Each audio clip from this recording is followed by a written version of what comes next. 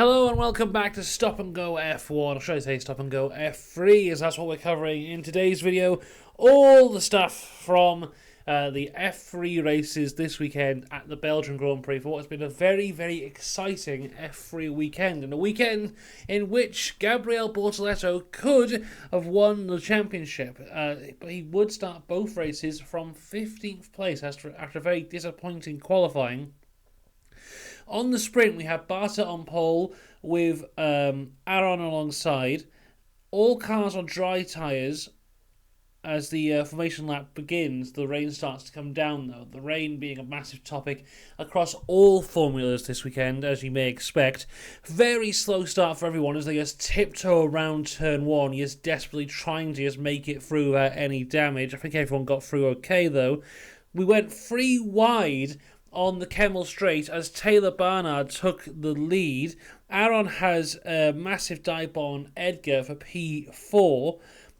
Montoya and Villagomez are off at the start, and we have Barnard versus Collette, where Collette goes round the outside for the lead just before the bus stop chicane.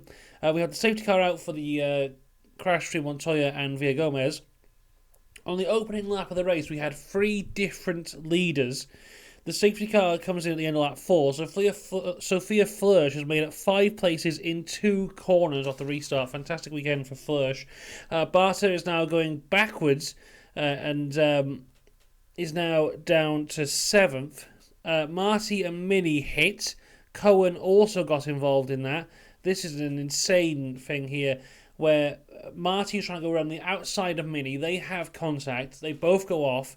Then Marty is trying to come back on the track and just completely collects Cohen. It was unbelievable. He's very instantly apologetic, and it seems like Cohen accepted his apology.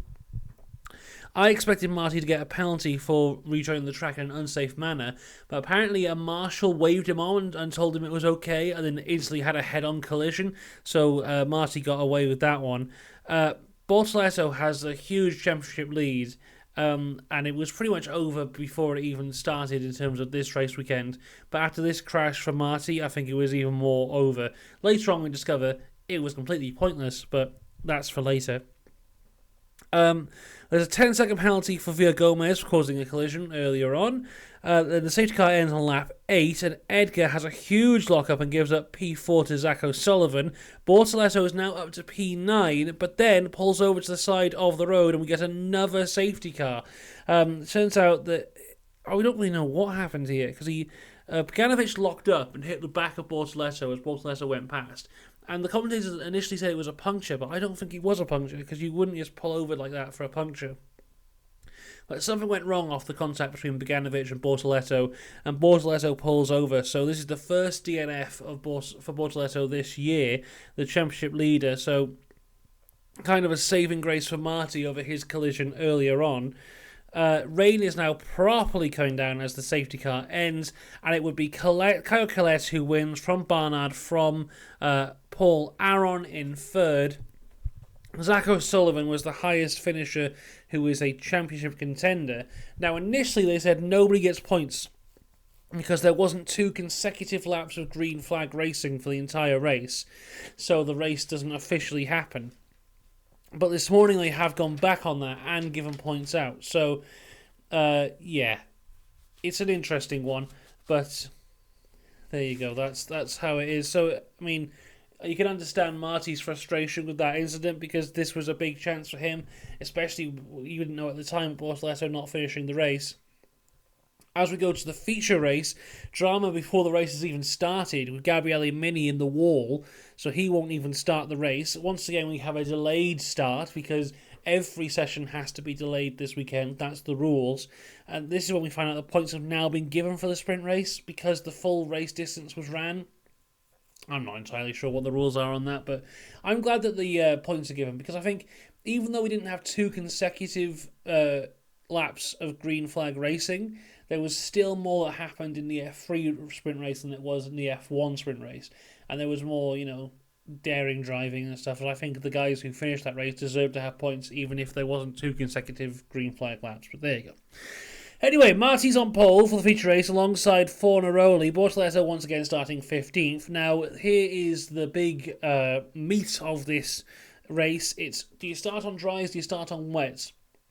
That was the big question. No one really knew, to the point that on the starting grid there was some cars who had their left side wheels dry, their right side wheels wet. So when they finally made a decision, they had to change 2 wheels. So it was Aaron, Barnard, Mansell, Floersch, Gray, Boyer, Bedrin, Montoya, Cohen, and Farish. Farish? That's what I've written. On the wets, everyone else on the drive to get a rolling start. It turns out the wets were the right call. Paul Aron, starting P11, gained 5 positions in 1 corner, and by the end of the Kemmel Straight he was up to P2. 1 corner later he took the lead from P11 to P1 in less than half of a lap. Incredible stuff from Paul Aron. The top 10 now were all on wets, the bottom 12 all on dries. Mansell's able to get past Boyer. The safety car comes out because Gerfer has a big crash at the top of Eau Rouge. Thankfully, he was okay. This is at the end of lap 5. Now, when this safety car comes in, some of the wet tyre drivers decide that it should come in and go for dries. Paul Aron, the race leader, being one of them, as is Boyer, Gray, and Farrier. Barnard is now the race leader on the wets, and Paul Aron is down to P7. And this is when Farrier just goes off behind the safety car. He's pit for the dries, he's going along, and he just goes off into a gravel trap. Browning also spins behind the safety car, and the safety car comes in, and the wet tyre drivers are leaving the rest for dead again. So big mistake from Paul Aron there, not to stay on the wets, giving away what possibly could have been a race win. Kai Collett is also past Aron now for P7 as he goes wide. O'Sullivan is making a huge mistake at the end of the Kemmel Straight and has to use the runoff area. Villa Gomez hits the back of someone and gives them a puncture. Who was that? I think that was Cohen. And now we have Barnard versus Mansell for P1, which is an incredible battle for the dying laps of this race. They touch wheels at the end of one of their first battles here, and Mansell goes off the track, comes on from an exit road and ends up in first place. Obviously gives the place back. Great driving from both of them, though. I mean, that was the only time they touched, and they were wheel-to-wheel quite often. Great defensive stuff from Barnard, great attacking stuff from Mansell. Bortoleto now, though, is on a charge, because we get to the crossover point towards the end of the race, where the dries are starting to become a little bit faster than the wets. Bortoleto putting fastest lap to fastest lap to fastest lap, really charging his way up through the field. Barter hits Gray at the bus stop chicane, and then Sophia Floersch, who's having a fantastic race, spent most of the race in 7th, is now up to 6th, but then gets past Montoya up into P5, but then Montoya is able to take the place back, and as we cross the finish line, it is Barnard who wins the race from Mansell, then it's Bedrin, Garcia in 4th, Kai Collett in 5th, Montoya 6th, Floersch in 7th, Paul Aron has to settle for 8th, Marti is 9th, Colapinto 10th, and what that means in terms of the championship is that Bortoleto only needs 1 point at Monza to become the Formula 3 champion. So, they get 2 points for getting pole position.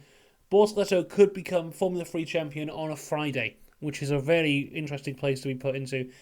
Great racing all across the weekend. I think, F3 is really coming into its own. Towards the start of the year, I was referring to it as put a bunch of kids in single-seater cars and see what happens. But now you can really see that all these guys are getting really used to the cars and are really driving really well. If you compare them to where they all were at the start of the year, it's very different across the entire grid in terms of talent and, just keeping the cars out of the walls and all that kind of stuff. They're coming across really well. I expect to see a lot of these guys in F2 next year, which should be a lot of fun. As for stars of F3, now, something that I've done before that I'm going to do again here. And I can't remember if I did it for F3 or F2, but I gave out 2 stars for the one race. I'm just checking my spreadsheet here, everyone. Oh no, it was F3. F3 hero for Silverstone. I gave it to Paul Aron and Tommy Smith. Well, I'm doing it again. There are going to be 2 stars of F3 this weekend. Firstly, Christian Mansell. Fantastic driving from him. I think he went from 21st to 2nd. Really could have won the race, but yes, Barnard was too good towards the end. And my second star of F3 is Sophia Floersch, because my goodness, she's had a fantastic year that's just been completely understated. the teams she's driving for aren't great. They don't know how to set up a car properly, but she's consistently beating her teammates. She's consistently making huge gains in every race she does.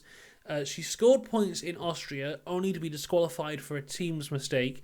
And now here she is. She scored points again, the first woman ever to score points in F3. Fantastic racing from her, and I think she deserves to be the star of F3 this weekend alongside Christian Mansell.